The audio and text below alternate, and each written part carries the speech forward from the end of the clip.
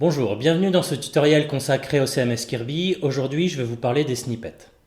Dans un site web, il arrive qu'il y ait des parties qui se répètent sur plusieurs pages. Pour des raisons pratiques et de maintenabilité, il peut être intéressant de factoriser le code qui rend ces parties redondantes. Et c'est justement ce que les snippets vont nous permettre de faire. Je suis Gilles Vauvarin, développeur web freelance spécialisé sur le CMS Kirby, et aujourd'hui, on va voir qu'est-ce qu'un snippet, quand utiliser un snippet, comment utiliser un snippet, et enfin comment appeler des snippets alternatives.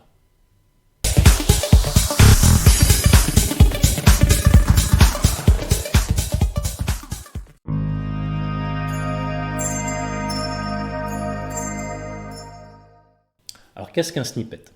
Un snippet n'est ni plus ni moins qu'un fichier PHP qui contient une portion de code dans laquelle vous pouvez trouver du HTML, du CSS, du JavaScript et bien sûr du PHP. Vous pouvez nommer vos snippets comme vous le voulez. Et ces snippets doivent être stockés dans un dossier bien particulier intitulé snippet au pluriel.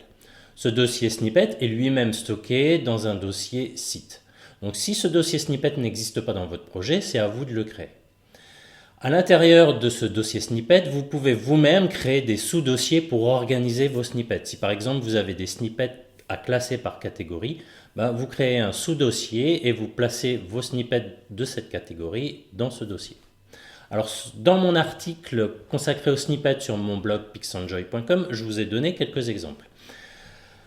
Généralement, les parties qui se répètent dans un site web, c'est le header, le footer, éventuellement une sidebar. Donc le mieux, c'est de nommer votre fichier PHP en fonction du code qu'il représente. Donc par exemple, si vous créez un snippet pour représenter votre header, le mieux, c'est de nommer votre fichier snippet header.php.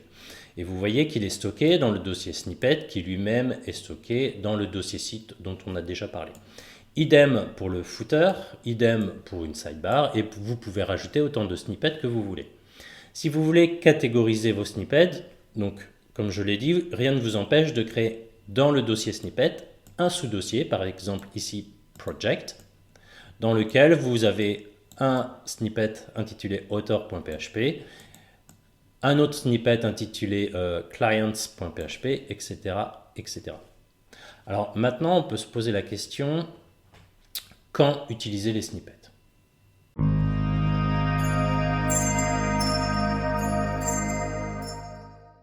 La réponse à cette question est relativement simple. À partir du moment où vous répétez une portion de code plus d'une fois, vous avez tout intérêt à créer un snippet dans votre programme, dans votre site web Kirby. L'avantage que ça a, c'est que lorsque vous ferez de la maintenance, lorsque vous aurez cette portion de code à modifier, vous le ferez qu'à un seul endroit. Vous n'aurez pas à chercher tous les endroits dans lesquels vous avez mis cette portion de code, au risque de même d'en oublier.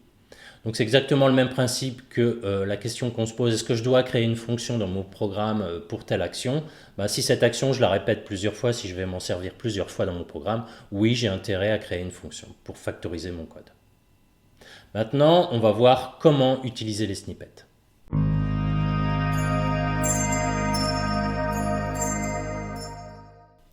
Pour utiliser les snippets dans vos programmes ou sites Kirby, Kirby met à votre disposition une fonction intitulée snippet. Cette fonction snippet prend 3 paramètres. Le premier paramètre est obligatoire, il s'agit du nom du snippet. Donc le nom du snippet, c'est en fait le nom du fichier que vous avez mis dans le dossier snippet.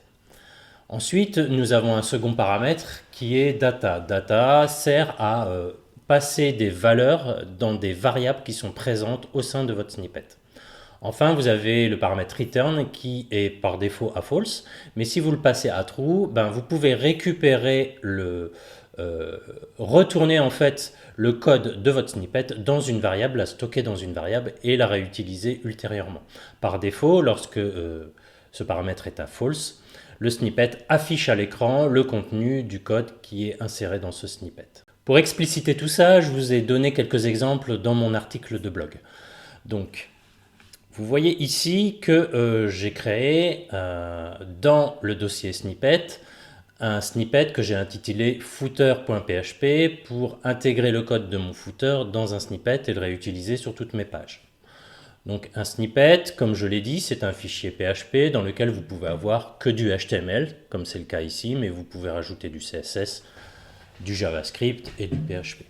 Donc ici, on a la fin de ma page avec la fermeture de la balise body et de la balise HTML, plus une balise footer qui affiche un petit message.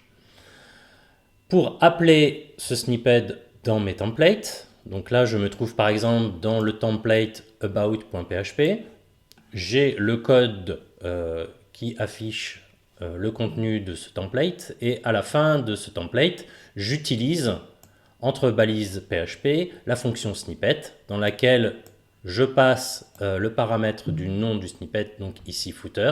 Donc je rappelle que pour appeler un snippet, vous devez passer en paramètre son nom, et son nom correspond au nom du fichier qui se trouve dans le dossier snippet. Donc le fait de faire ça va appeler en fait ce code et le concaténer au code de votre template. Alors si vous avez organisé vos templates en sous-répertoire, lorsque vous appelez votre snippet, il faut bien penser à donner le chemin complet de votre snippet à partir du dossier racine snippet. Donc ici, j'appelle mon snippet footer-a qui est contenu dans un sous-dossier footer qui lui-même est contenu dans le dossier snippet. Donc pour l'appeler, je passerai comme chaîne de caractères footer/footer-a. Donc ça signifie que j'ai dans mon dossier snippet un sous-dossier footer dans lequel il y a un fichier PHP qui correspond à mon fichier de snippet qui est intitulé footer-a.php. Maintenant, vous pouvez aussi passer des valeurs en paramètres lorsque vous appelez votre snippet à l'aide de la fonction snippet.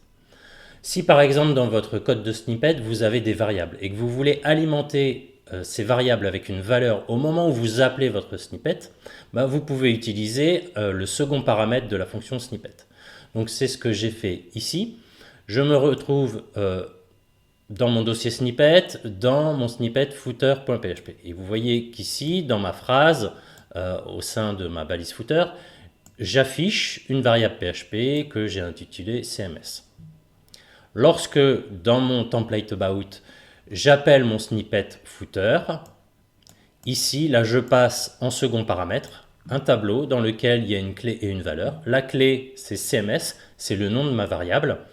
Et la valeur, c'est une chaîne de caractères. Ici, j'ai mis craft CMS, mais vous pourriez utiliser une variable PHP par exemple.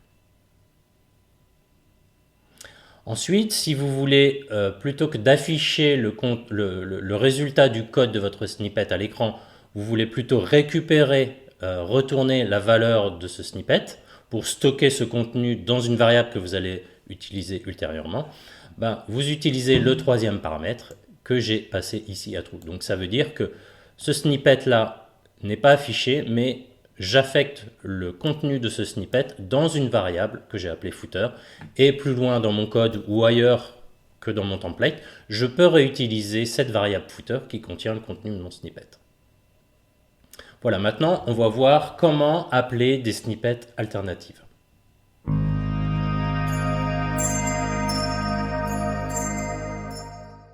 Il peut être utile dans certains cas d'appeler des snippets alternatifs si jamais Kirby ne trouve pas le snippet que vous avez appelé en premier. Si vous voulez, c'est un peu le même principe que les font stack. Vous appelez une police, mais si cette police n'est pas présente sur le poste utilisateur de vos utilisateurs, on appelle des polices alternatives jusqu'à une police safe que l'on est sûr de trouver sur l'espace, sur l'environnement de votre utilisateur. Donc là, avec les snippets alternatifs, c'est pareil. On utilise la fonction snippet et on donne le nom de plusieurs snippets.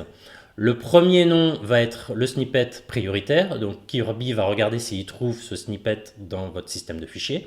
Sinon, plutôt que d'afficher une erreur, il ira voir le second nom qui a été passé. Et vous pouvez comme ça mettre autant de snippets alternatifs que vous voulez.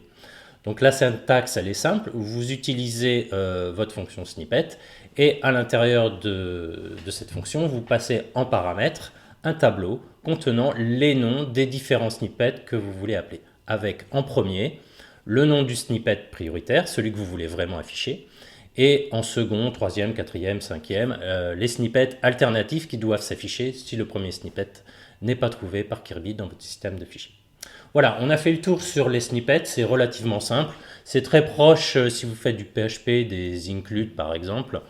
Mais c'est très pratique et ça permet, je le rappelle, de factoriser votre code et donc de faciliter la maintenance et de gagner du temps quand vous avez du code à changer. Plutôt que de le changer à différents endroits, vous le changez à un seul endroit. Dans la prochaine vidéo, nous verrons la fonction CSS qui permet de gérer l'inclusion de nos CSS dans nos fichiers Kirby. Ciao, à bientôt.